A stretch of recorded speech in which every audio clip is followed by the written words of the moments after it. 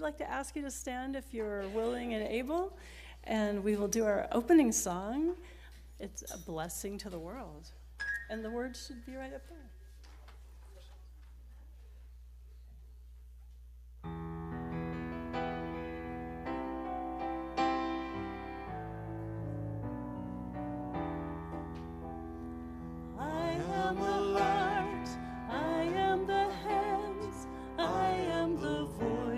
Spirit on earth, and who I am, and all I do is a blessing to the world.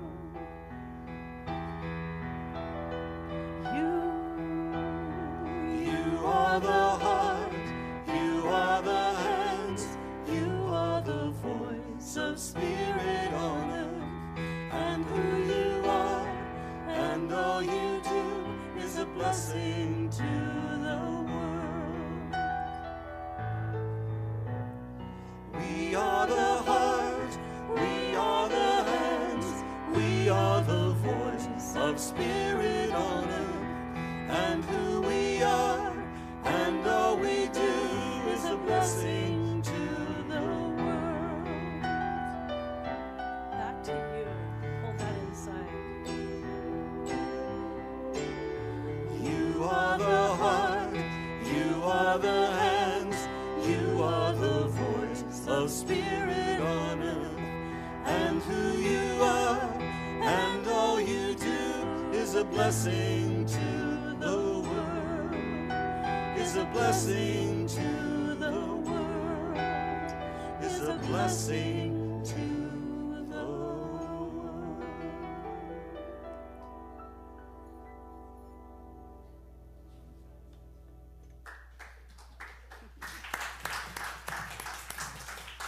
Laura Berryhill and Anton Miserak, traveling from Eugene and Shasta to get here this morning. So grateful you made it.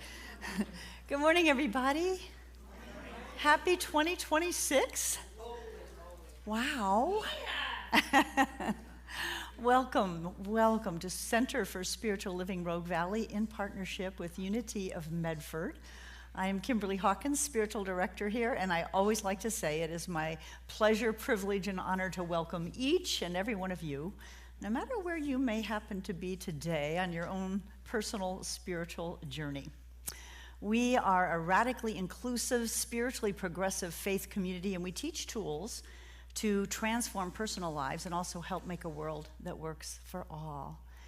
If there's anybody here for the very first time, please raise your hand. We'd love to give you a little love. Anybody here for the first time? Guess not today. I also want to welcome people watching us online. We're so glad you're joining us, either now or on the recording. Let's see. I do have a cast of characters to introduce. Rev. Stephanie Clark will be doing our invocation and reading in a moment. And Rev. Kim Bebo did our meditation this morning and will be sitting high watch, praying throughout the service for all of us. And our musicians, of course, are Anton Miserak and Laura Berryhill. So glad to have you with us today. Before we go any further, let's see, first of all, if you haven't already done so, please turn your cell phones off or in airplane mode. I forgot to tell you, it is birthday Sunday. And Ginny Nichols isn't here today. She and Alan are away, so next week we'll have birthday cake. But if you have a birthday in January, would you please stand so we can sing to you? And the words again are happy birthday, we sure do love you at the end. Happy birthday to you. Happy birthday to you. Happy birthday, happy birthday. We sure do love you.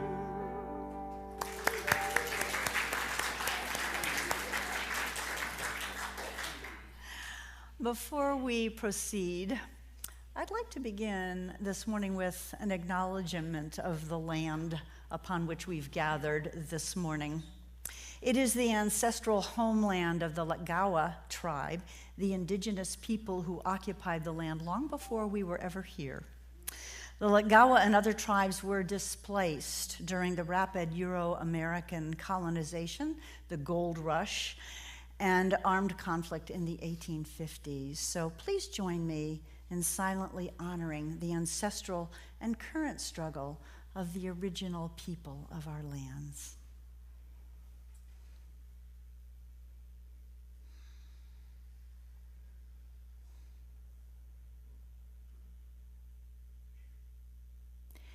I invite us all now to take a deep collective breath. I'm going to turn things back over to our musicians to prepare us for our invocation and reading. And after this particular song, please hold your applause.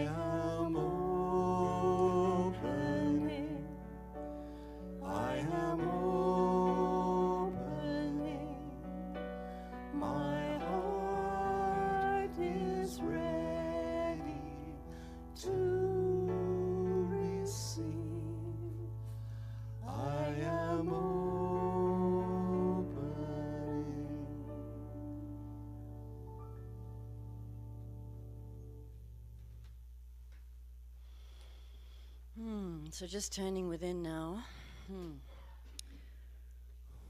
Moving inside.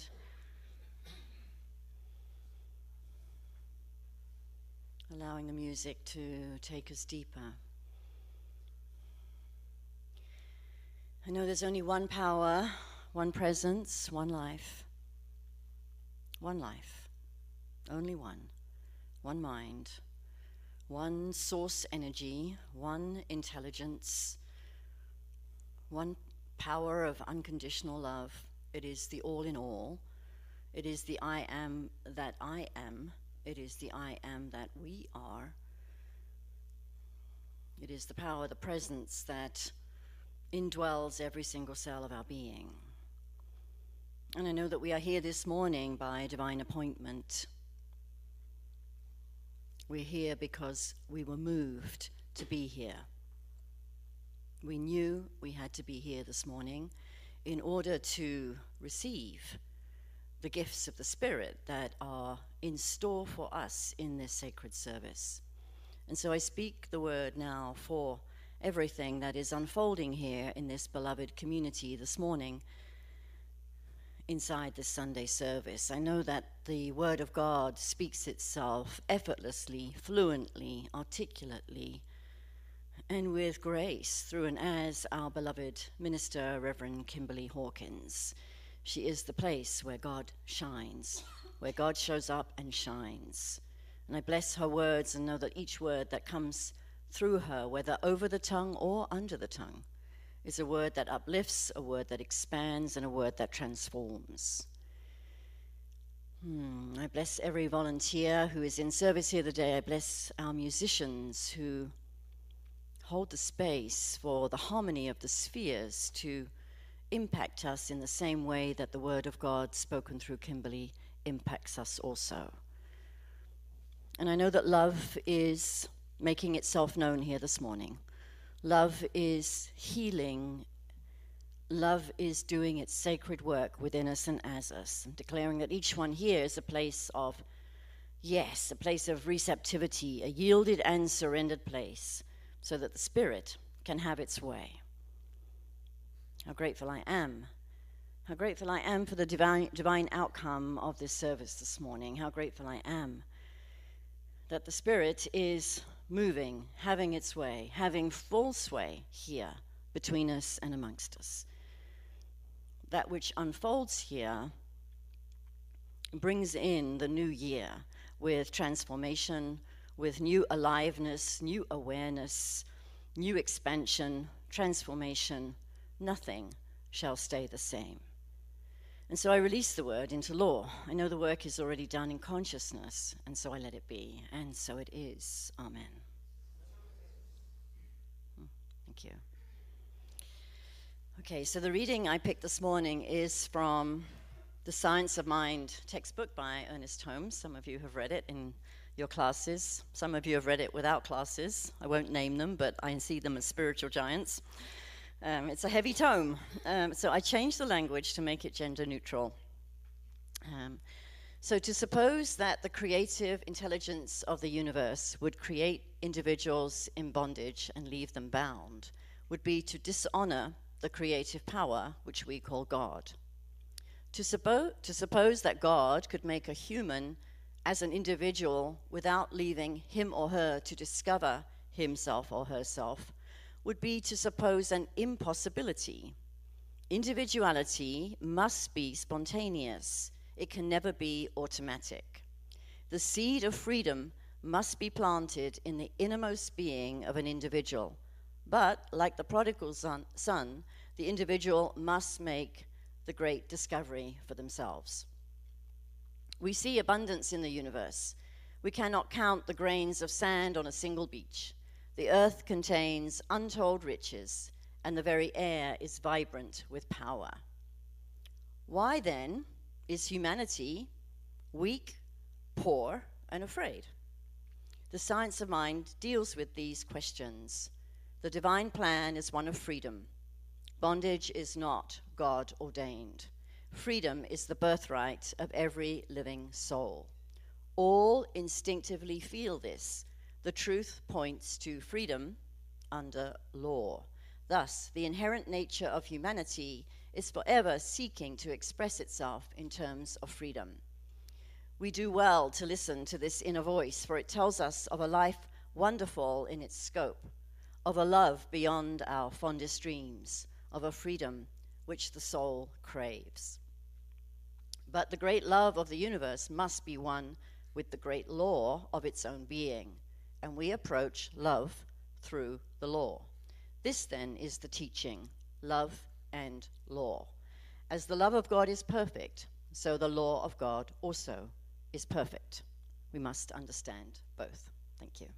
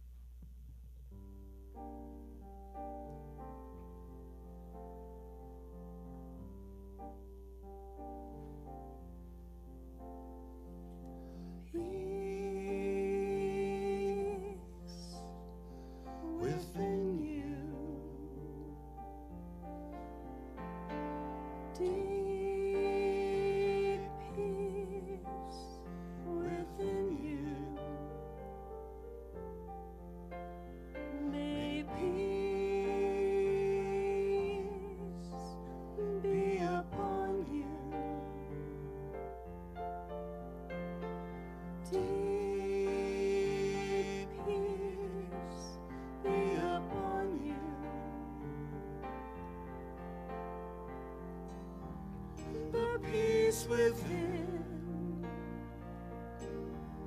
shines without like the sun. it's only just begun.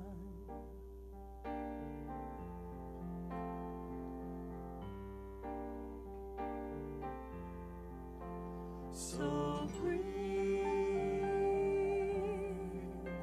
just breathe. Breathe, just breathe.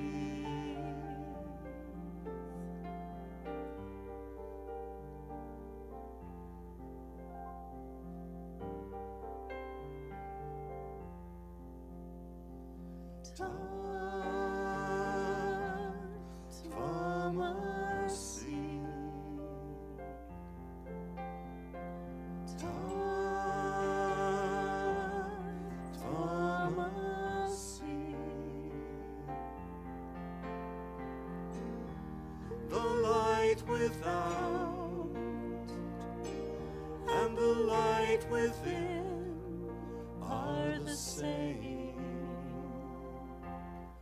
just a different name.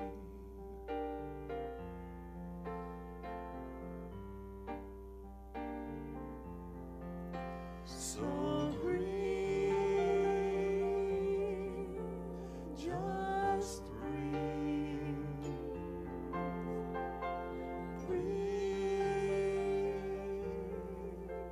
just breathe.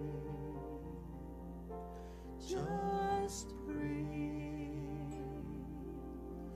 Just breathe.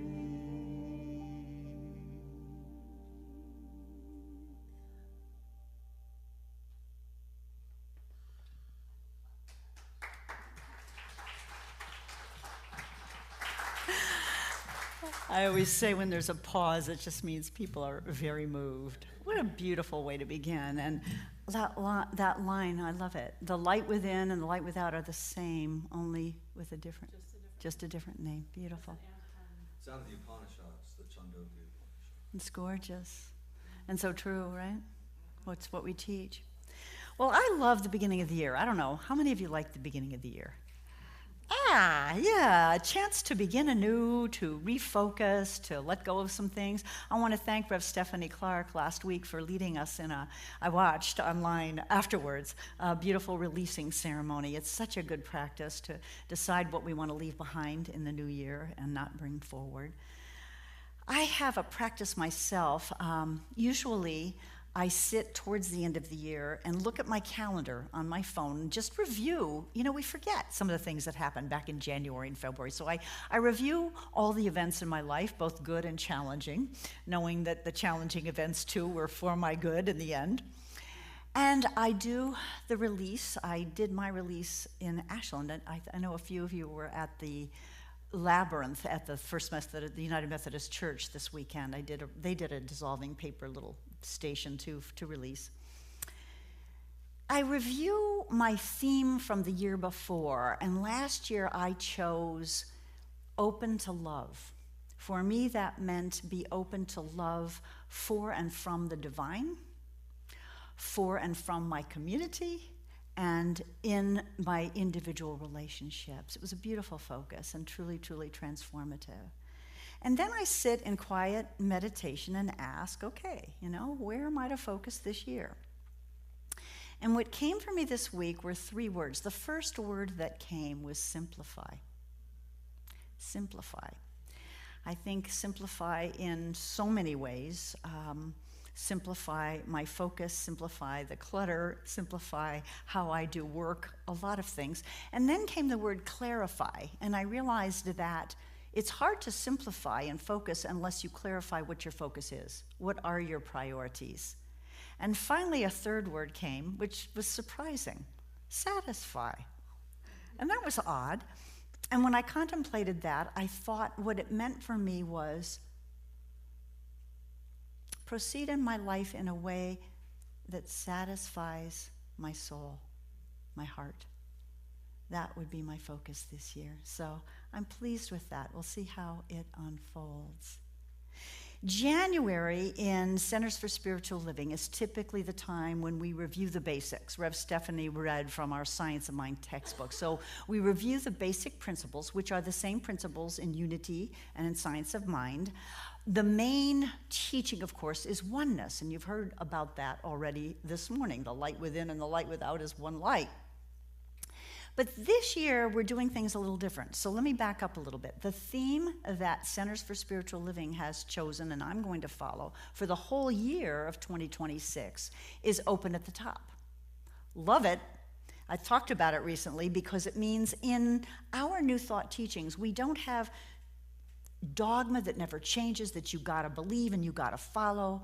We have teachings and principles that have been tried and true, but we're also open to new discoveries of science and other fields. We're open to the shifts in our culture that need to happen. You know, things are different than they were 2,000 years ago when the Bible stuff happened, the Bible stuff. And so we're open to change. And even our focus of our teachings, I think in the last century when New Thought first came to be, it was such a breath of fresh air because it left behind the idea of original sin, of an angry, punishing God, of being separate from our Creator. And it took on the idea that we are individual incarnations of that one life. We can't be separate, and we're imbued with the same qualities, and we're here to express them. So that was a breath of fresh air. But the focus, too, at the time was very much manifesting. So we've been accused of being get-rich-quick, spirituality, which was not really ever true, but there was a thread of truth in that the focus was pray and you'll receive.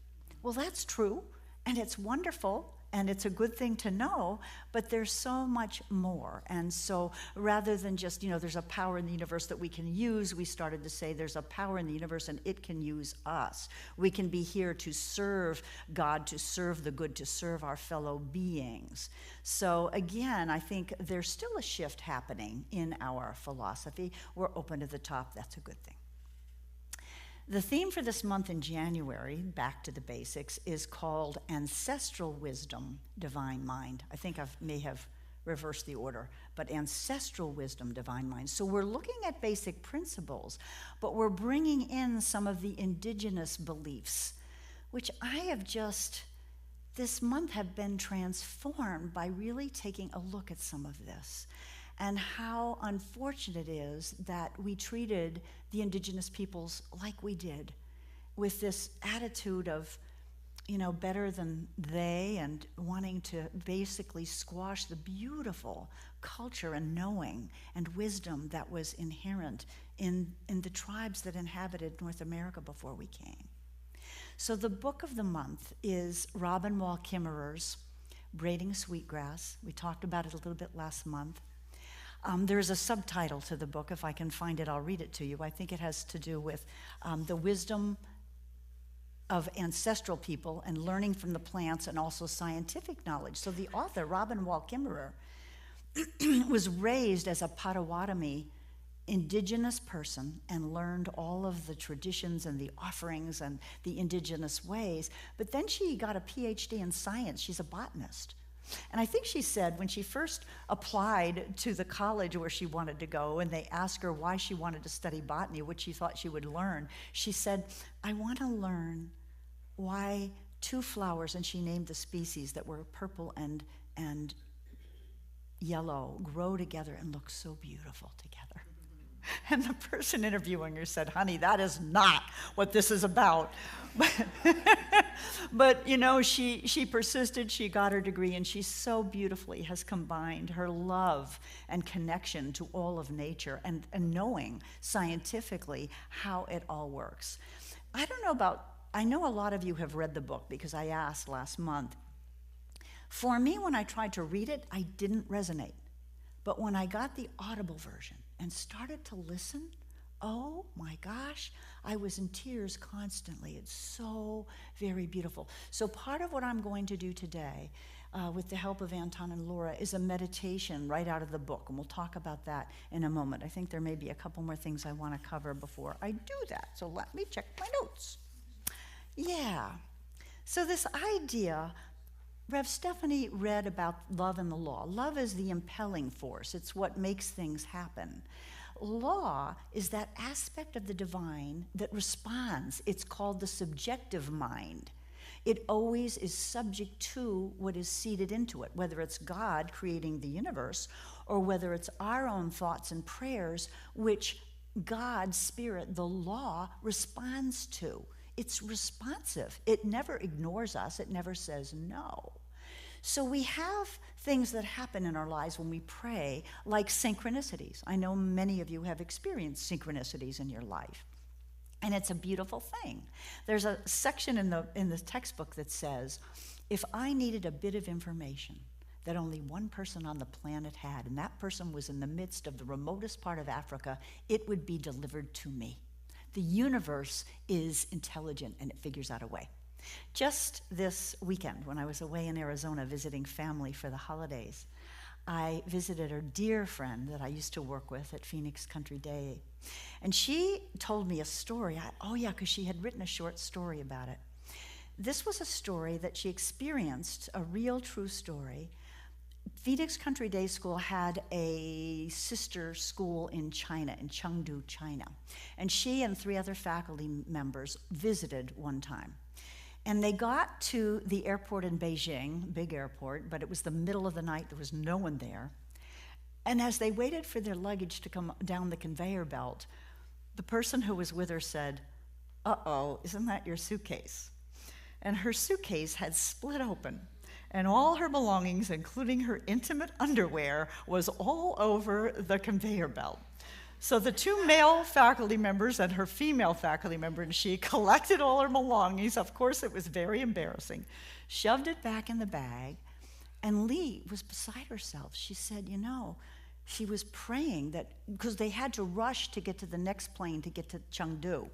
And so they gathered up her belongings as best they could. They got one of those carts, and they all had carts, and they headed to the elevator to get to a different level in the airport.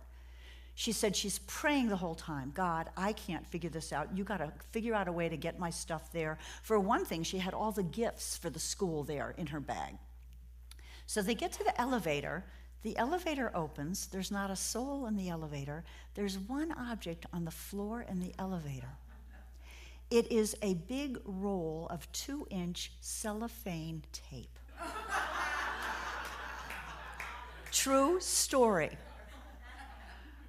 One of the guys took her bag, wrapped it in cellophane. It was just enough to wrap the whole thing, and she prayed the whole way to Chengdu that it held, and it did. Now go figure. I mean, come on, right? Right? Now, as Robin Wall Kimmerer points out, it's not just us that are the beneficiaries of this incredible reciprocity and synchronicity in the way things work. So there's a chapter in the book called Maple Sugar Moon. And what happens with maple trees in the dead of winter is when they produce their sap. So at the very time, for instance, when the squirrels are getting hungry because their cache of nuts is dissipated, they learned to go to a tree branch and start biting it, and the sap, the sweet sap comes out, and they suck on it. And they come back to the same spot the next day, and the sap has crystallized, and it's like a candy, and they eat it, and they're giving calories.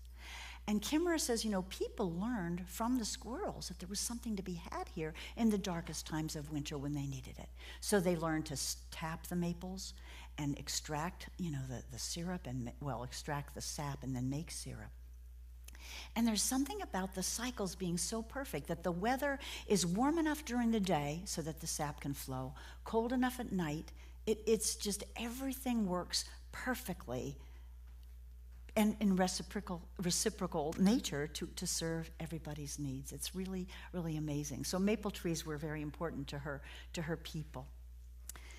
Now, I wanted to talk a little bit about, let me put in a little plug. I plan to do a little book study, just 2 sessions, no charge. We're going to listen to a couple chapters of Robin Wall Kimmerer's book. And the one chapter I want to start with is the chapter about the Native American creation story. So instead of, the creation story we grew up with, which talks about original sin and our having dominion over the animals and plants, this is a story, the Sky Woman, where it's all the animals that help save the Sky Woman and create what the Native Americans call North America, Turtle Island. And so there's such a big difference where we have been raised in this culture where we have kingship or queenship over plants and animals, like we're more important. The Native Americans have a really, really different view. She says, in Native ways of knowing, human people are often referred to as the younger brothers of creation. We say that humans have the least experience with how to live and thus the most to learn. We must look to our teachers among the other species for guidance. Their wisdom is apparent in the way that they live. So what I want to do now is read to you, as a meditation, this piece. The Native Americans call it the Thanksgiving Address. How many of you were raised saying the Pledge of Allegiance in school every morning? Almost all of you. Heart, hand over heart. I never got that. I mean, I love this country. I'm so blessed to be born in this country. Not that we don't have things we need to fix, but I love it, and I'm just so grateful. But really, pledge allegiance to a flag. So she talks about this, and she says, rather than pledging allegiance every morning to a flag, the children in Native schools participated in this. She calls it the allegiance of gratitude. And listening to her read this, I was just so moved. And so I'm hoping that maybe some of that can be transferred to you all. And part of it repeatedly says, we are of one mind, which is so beautiful too. That if we all focused on gratitude and really being present with all the blessings we are all showered with, what a difference it would make for peace in the world. So I'm going to invite you, if you're comfortable, to close your eyes. The first reading, you may want to look around actually in the very first part of this. It is not short. It's probably about, 7-8 minutes long. But I felt moved to share this with you this morning. Imagine children in a school, each class taking turns to present this to their fellow students. Today we have gathered, and when we look upon the faces around us, we see that the cycles of life continue. We've been given the duty to live in balance and harmony with each other and all living things. So now let us bring our minds together as one, as we give greetings and thanks to each other as people.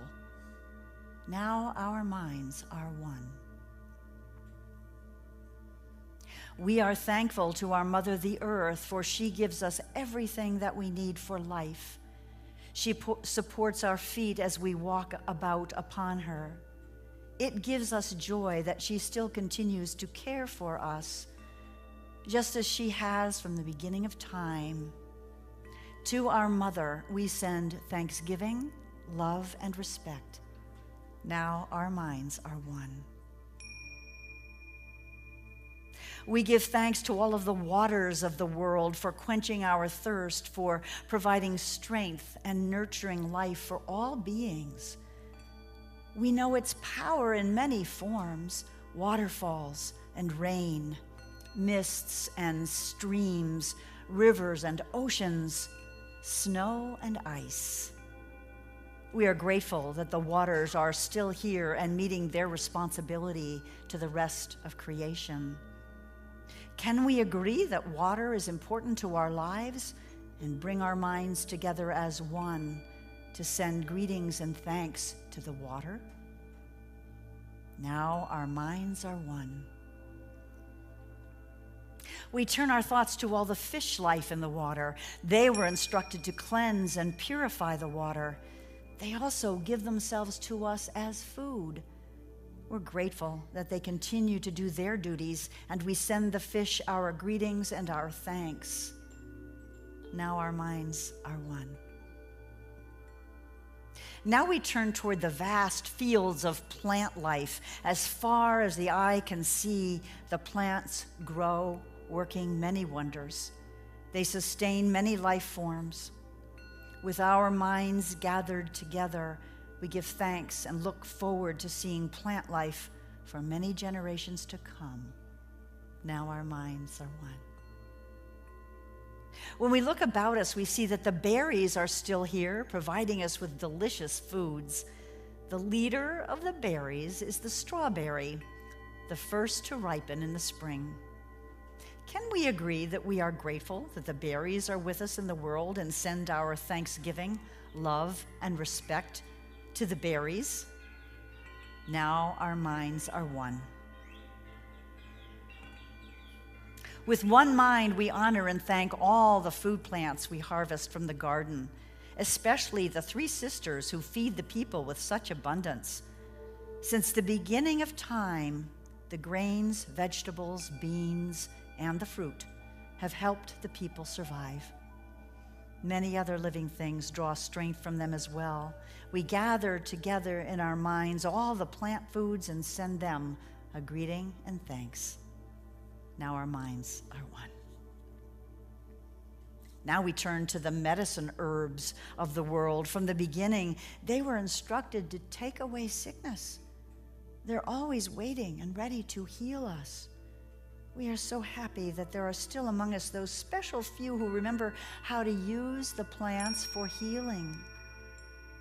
With one mind, we send thanksgiving, love, and respect to the medicines and the keepers of the medicines. Now our minds are one. Standing around us, we see all the trees. The earth has many families of trees who each have their own instructions and uses. Some provide shelter and shade, others fruit and beauty and many useful gifts. The maple is the leader of the trees, to recognize its gift of sugar when the people need it most. Many peoples of the world recognize a tree as a symbol of peace and strength. With one mind, we greet and thank the tree life. Now our minds are one. We gather our minds together to send our greetings and thanks to all the beautiful animal life of the world who walk about us. They have many things to teach us as people. We're grateful that they continue to share their lives with us and hope that it will always be so. Let us put our minds together as one and send our thanks to the animals. Now our minds are one. We put our minds together as one and thank all the birds who move and fly about our heads. The Creator gave them the gift of beautiful songs. Each morning they greet the day and with their songs remind us to enjoy and appreciate life. The eagle was chosen to be their leader and to watch over the world. To all the birds, from the smallest to the largest, we send our joyful greetings and thanks. Now our minds are one. We are all thankful for the powers we know as the four winds. We hear their voices in the moving air as they refresh us and purify the air we breathe. They help to bring the change of seasons. From the four directions they come, bringing us messages and giving us strength. With one mind, we send our greetings and thanks to the four winds. Now our minds are one. Now we turn to the west where our grandfathers, the thunder beings, live. With lightning and thundering voices, they bring with them the water that renews life. We bring our minds together as one to send greetings and thanks to our grandfathers, the thunderers. We send greetings and thanks now to our eldest brother, the sun. Each day without fall, he travels the sky from east to west, bringing the light of a new day. He is the source of all the fires of life. With one mind, we send greetings and thanks to our brother, the sun. Now our minds are one. We put our minds together and give thanks to our oldest grandmother, the moon, who lights the nighttime sky. She is the leader of women all over the world, and she governs the movement of the ocean tides. By her changing face we measure time, and it is the moon who watches over the arrival of children here on earth. Let us gather our thanks for Grandmother Moon together in a pile, layer upon layer of gratitude, and then joyfully fling that pile of thanks high into the night sky that she will know. With one mind, we send greetings and thanks to our grandmother, the moon. We give thanks to the stars who are spread across the sky like jewelry. We see them at night helping the moon to light the darkness and bringing dew to the gardens and growing things. When we travel at night, they guide us home. With our minds gathered as one, we send greetings and thanks to all the stars. Now our minds are one. We gather our minds to greet and thank the enlightened teachers who have come to help throughout the ages. When we forget how to live in harmony, they remind us of the way we were instructed to live as people. With one mind, we send greetings and thanks to these caring teachers. Now our minds are one. We now turn our thoughts to the Creator or Great Spirit and send greetings and thanks for all the gifts of creation. Everything we need to live a good life is here on Mother Earth. For all the love that is still around us, we gather our minds together as one and send our choicest words of greetings and thanks to the Creator. Now our minds are one. We have now arrived at the place where we end our words. Of all the things we have named, it is not our intention to leave anything out. If something was forgotten, we leave it to each individual to send such greetings and thanks in their own way. And now, our minds are one.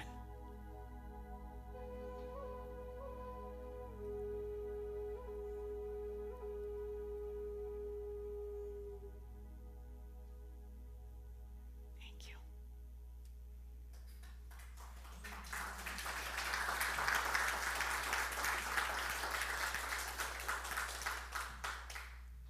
Can you imagine starting every day like that?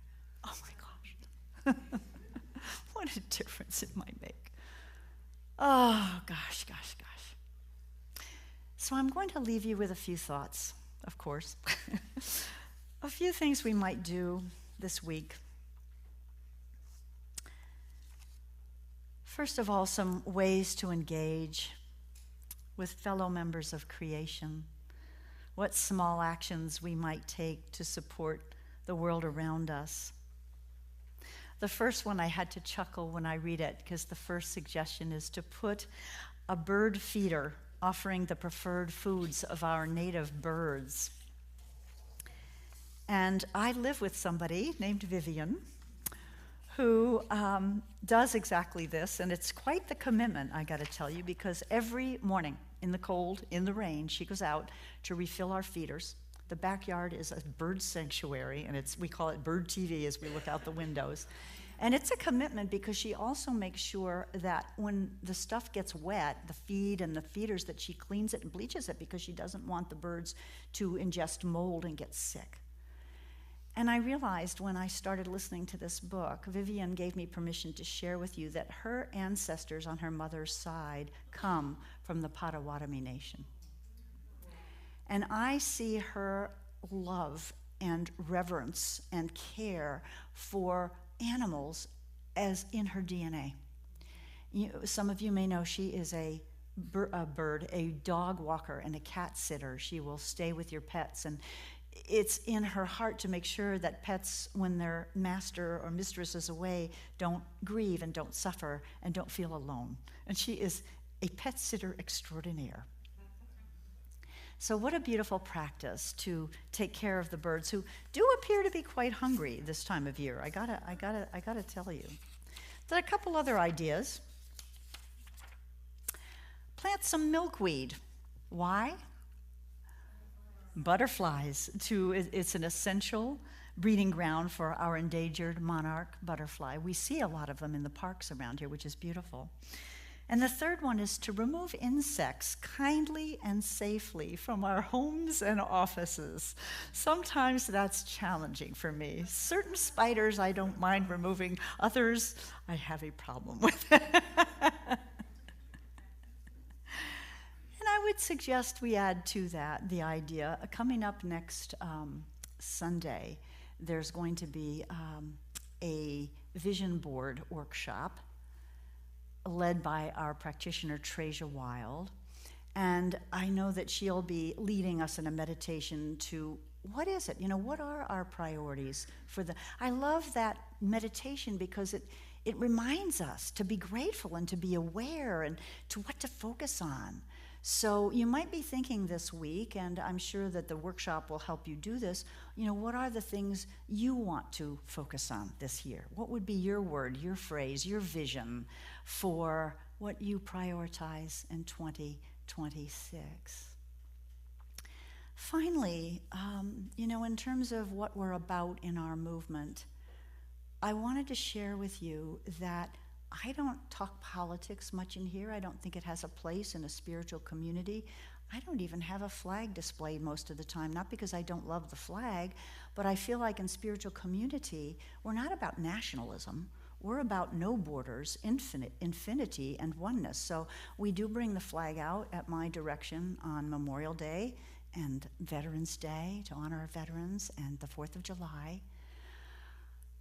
But there's a statement that came out recently from our spiritual leader, Reverend Dr. Sonny Cantrell Smith, that I really hope you will read if you haven't. It's shared on her Facebook page. It's shared on my Facebook page now. And I think it's very important. She's joining with other spiritual leaders across the world, including Pope Leo and ecumenical groups across the world, to speak out about what's going on right now in our country and to offer not a political judgment, but a reminder of the values that we stand for and how we help make a world that works for everyone. So I just wanted to share just a bit from this beautiful statement. It's on my Facebook page as well, if you haven't read it. As a community rooted in the philosophy of science of mind, we affirm our belief in the unity of all life and the infinite value of every human being as a unique expression of spirit. We hold that the nature of God is loving, creative, and inclusive, and that each of us is called to embody that spirit in our thoughts, words, and actions. These teachings invite us to move beyond fear, division, and domination toward harmony, compassion, and wholeness. And that could apply to people, countries, and animal life, right? Plant life. The recent unfolding of military actions involving the United States against Venezuela, including large-scale strikes and the capture of Venezuelan's president, and I just lost this. I'm going to have to get this back. The danger of reading from your phone. Whoops. Boop, boop, boop, boop, boop. Whoops. What's coming up is the live broadcast. That's pretty funny. All right. Thank you for your patience here. Let's see, where are we? The capture of Venezuela's president represents a dramatic escalation in conflict that's already caused suffering and uncertainty for countless people. Many nations, international legal experts, and faith leaders across the globe have expressed concern about the legality and humanitarian impact of these actions. From a science of mind perspective, shoot, guys, maybe I'm not supposed to read the whole thing. We are guided by principles that call us toward peace, justice, and the transformation of consciousness. The belief in the unity of all life and the indwelling spirit means that no nation, group, or individual is separate from the whole, and that violence and coercion distort our shared humanity rather than heal it. So summarizing, she goes on to acknowledge the legitimate complexities inherent in international relations, no doubt, right? But she says we join with the World Council of Churches, Pope Leo, and with interfaith leaders across the world in reiterating that these actions set a dangerous precedent. We pray for all those affected by these events, Venezuelans, Americans, and the global community, that peace may take deeper root in human consciousness, that compassionate dialogue may prevail, and that the spirit of unity may guide leaders and citizens alike into right action. Let us each be instruments of healing in our spheres of influence, committing to work for peace within ourselves and within our world. So it is. Let's go into prayer. One great spirit, one creator, one life force, one source of all that is, living and breathing, each of us, living and breathing, the plants, the animals, the fish, the birds. We are one. Since we are all created from that one divine cloth, we can't be separate. And so let us remember to be good stewards, to be good brothers and sisters, not dominators. Let us preserve and let us live in synchronistic flow and love and compassion for all of life, vegetable, plant, bird, animal, all of it. Let us take a lesson from our beautiful indigenous brothers and sisters and go back to that primal knowing of our oneness and gratitude, the allegiance to being grateful for all that we're given by our shared Creator. Let each of us in our own hearts determine what satisfies our soul this year, so that we might clarify and simplify and focus on where we're meant to serve, because each of us is here to serve humanity and each other. That's why we're here. I do pray for everyone in Venezuela, in this country, for all the hot spots around the world where there is war, where there is famine, where there is conflict. I pray for all our leaders that they might be guided by their hearts, by their true spiritual natures, so that we can find a way to have peace among nations, among people, between people and other species. This is possible. We have choice. And we are supported by that infinite love, intelligence that lives and breathes each of us. I am so grateful for all of our teachings. I'm so grateful for the opportunity to meet together, for the freedom to worship in the way we want to. And I bless those who are worshiping in other formats, in other buildings, in nature, all across the world, knowing there's one God, many paths. We are one. So just giving thanks to know that this prayer, as all prayers, is heard and answered. Remember those synchronicities? They're happening in each of our lives as we commit to live from a place of oneness. Whether it's Scotch tape, a bit of information, or something we can't possibly imagine, a solution is available through God, through Spirit. I release this word knowing, as all prayers, it is heard, it is answered already in the mind of the divine, and I invite us all to say together, and so it is. Amen. Yes.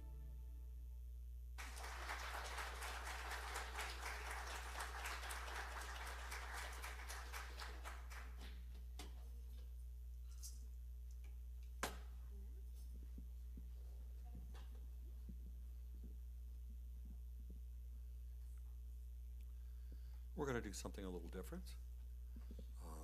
In honor of the reading, we're going to share a song with you that comes down from the Cree, the Blood, and the Blackfeet.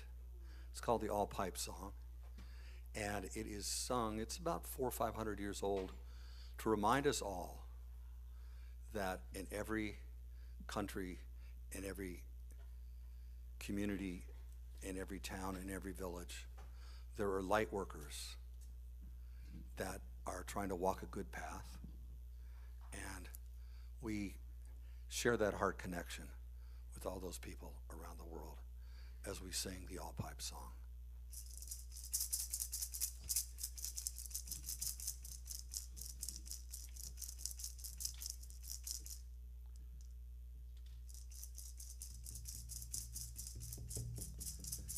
Hey, hey, hey, ay, ay.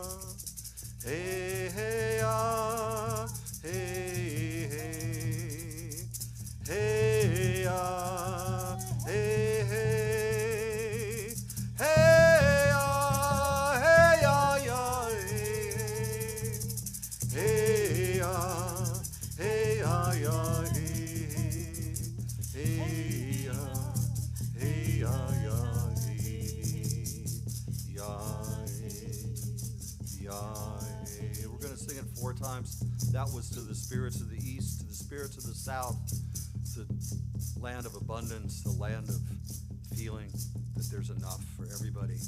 Hey, ah, hey, hey, ah, hey, hey, hey, ah, hey, hey, hey, ah, hey, ah, yeah, hey, ah, hey, ah, yeah, hey, hey, ah, hey, ah, yeah, hey,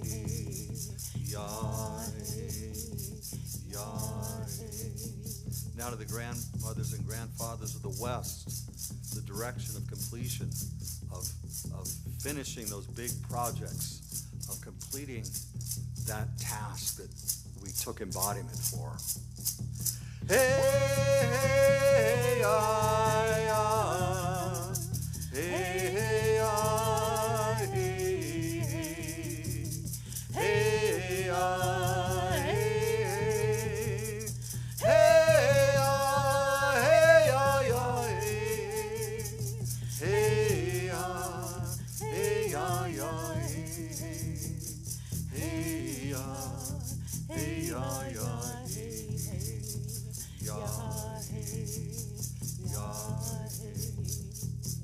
and now to the grandfathers and grandmothers of the North, the time of winter, the direction of introspection, so that when we look within, we don't project our shadow out into the world and fight with it, but we make peace with that within ourselves. Hey, ah, hey, hey, ah, hey, hey, ah, hey, hey, ah, hey, ah, yeah, hey, ah, hey, ah, yeah, hey, ah, hey, ah, yeah,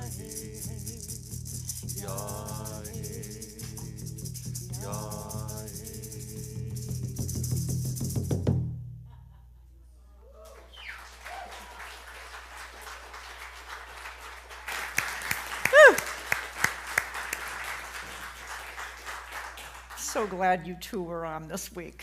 Talk about synchronicities, right? Time now for our tithes and offerings, so I'm going to invite our ushers. Looks like Ellen and Vivian to come on forward. If you need an envelope for cash, they exist in the back pocket of the purple chairs. For those watching online, if you'd like to give, there's a QR code coming up, and we appreciate your watching and your possibly donating. Thank you so much to all who continue to give. We are a prosperous community. When the basket goes by, if you give in line, please, feel free to touch it and bless it, because your energy gets imbued in the good. So let's say our affirmation together. Ready? Graciously I give from a place of love, knowing that as I give, so do I richly receive.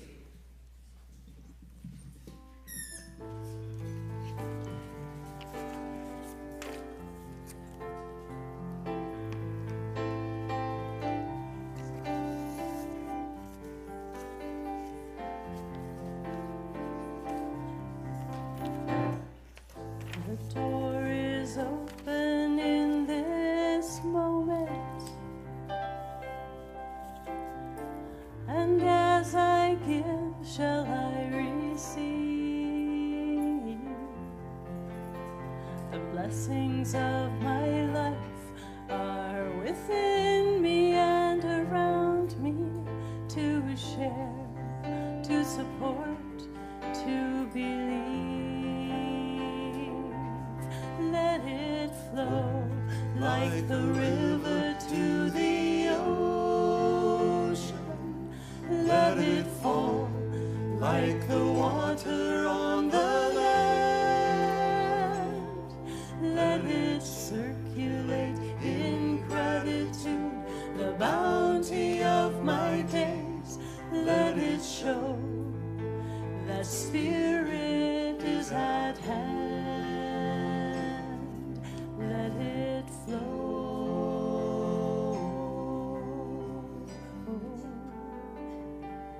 Let it flow.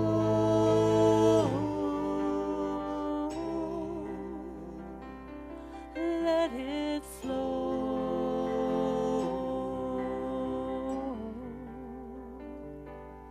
Let it flow.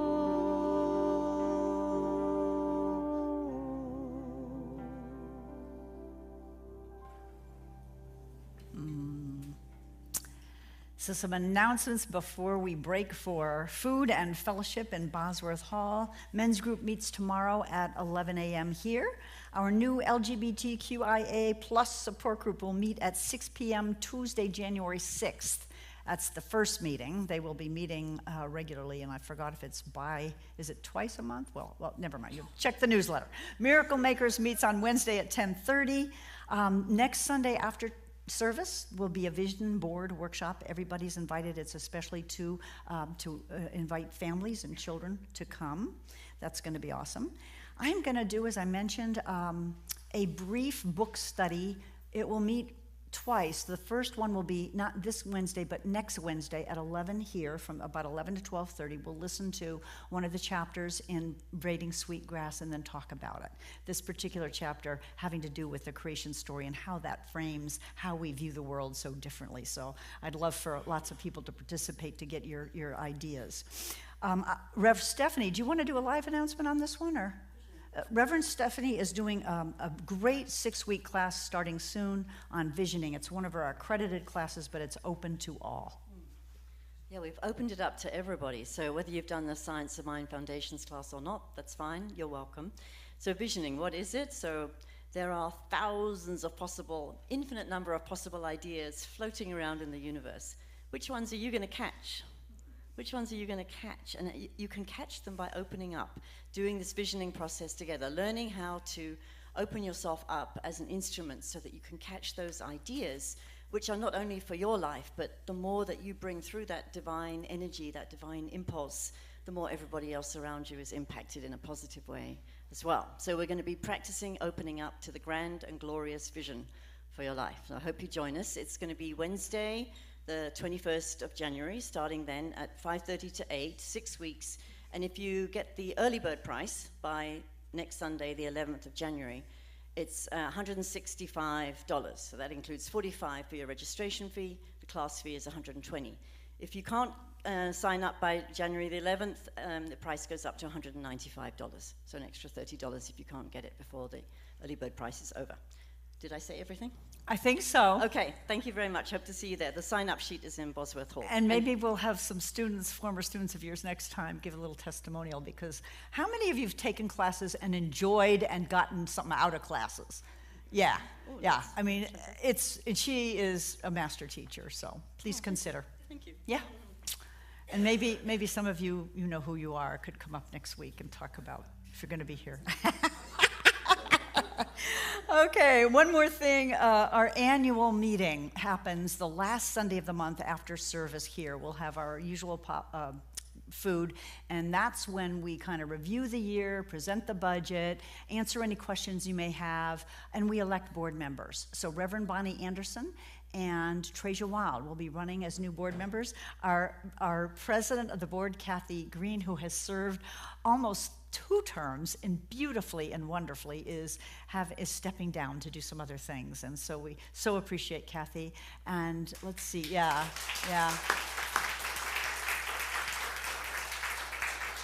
And Shannon Schnibbe, who has also now fulfilled 2 terms, in addition to being on the slide team. And Shannon, we love you so much. And she's agreed to keep being the scribe, the secretary, even though she won't be a voting member. So thank you, Shannon. I think that's it, unless I'm missing something. I wanted to, as a benediction, first of all, let me invite any ministers or practitioners in the room up forward. They are available after service. Come on up to do what we call a 5-minute miracle. Don't leave here with a heavy heart. They are here to know spiritual truth for you. Stephanie and Rev Steph and Rev Kim will be back either in my office or the living room for some privacy, but there's also places up here you can go. Please take advantage of that gift. As a benediction, I wanted to quote as best I can something from Martin Luther King, who said, "If I'm going to be able to do the things I ought to do here in this life, you need to be able to do the things you ought to do. And if you're going to do the things you ought to do here in this life, I need to be able to do that too. So it's just a wonderful reminder of the reciprocal nature of oneness and support, that this is what our spiritual community is about. That's why they're here to pray with you. We're here to support each person's growth and transformation. So thank you all for being here, and Happy New Year. Take it away.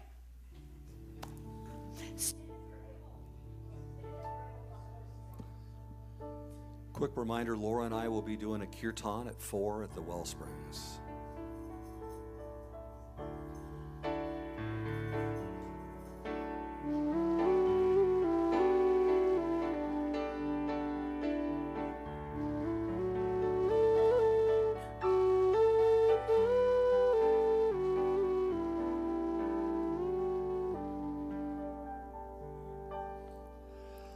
I love you, I bless you, thank you for being in the world. I love you, I bless you, thank you for being in the world. I love you, I bless you, thank you for being in the world.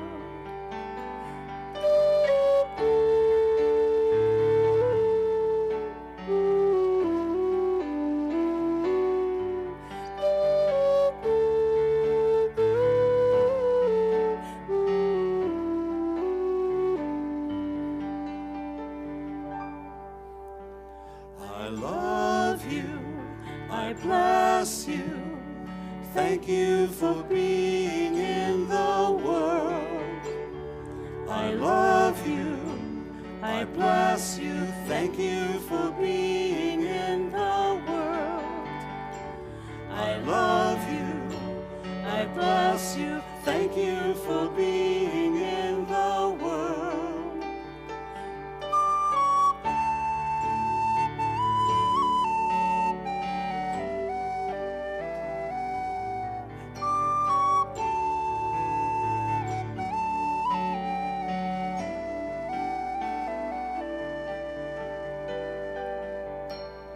I love you, I bless you, thank you for being in the world. I love you, I bless you, thank you for being in the world. I love you, I bless you, thank you for